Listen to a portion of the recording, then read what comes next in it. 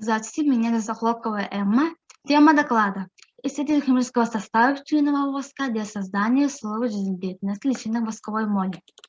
Актуальностью нашей темы является изучение химического состава пчелиного воска, так как личинки восковой моли живут вместе с пчелами в улье, они питаются исключительно воском и прополисом. Мы использовали качественные реакции методом хроматографии. Из исследованных данных мы выявили, что в химический состав воска входят сложные эфиры, питейные углеводороды, свободные жирные кислоты, одноатомные спирты и вода. В опыте 1 для определения органического происхождения мы растворили воск и личинки в азотной кислоте. В опыте 2 мы определили, что восковые соды в сухом виде не имеют глюкозы. Из опыта 3 мы получили образцы чистого воска.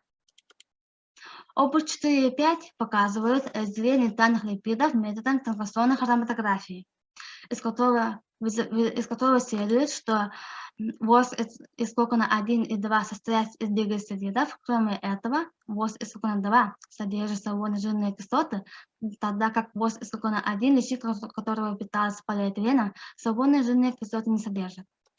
И сделали следующие выводы. Во-первых, воск представляет собой многокомпонентное твердое вещество от белого до желто-бурого цвета с характерным медовым запахом. Во-вторых, из оттудных источников мы выяснили, что воск является одним из важнейших продуктов пчеловодства, он идет на изготовление вощины. Во-третьих, опыт номер 1 показал, что восковая сода личинка восковой моли имеет органическое происхождение. В-четвертых, опытным путем мы определили, что восковые соды в сухом виде не содержат глюкозы, а соды с медом содержат глюкозу, так как экстракт приобретает красноватый цвет. В-пятых, из хроматограммы следует, что воск-2 имеет большое количество органических веществ, чем воск-1, тогда как воск-2 был получен из кокона, который питается только пчелиным воском, где жизнедеятельность личинок восковой моли при наблюдениях не выявилось, а воск-1 был получен из кокона 1, который питается кормом воска с отходом полиэтилена, где была выявлена активная жизнедеятельность личинок восковой моли.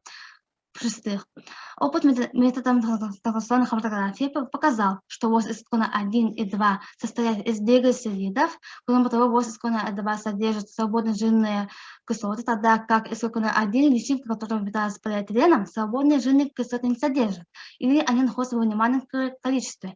Можно предположить, что личинка восковой моли не только не разгрызает полиэтилен, но и ошибать его химически. Возможно, личинка восковой моли вырабатывает нужные ферменты, с помощью которых расщепляет органические вещества. Благодарю за внимание. До свидания.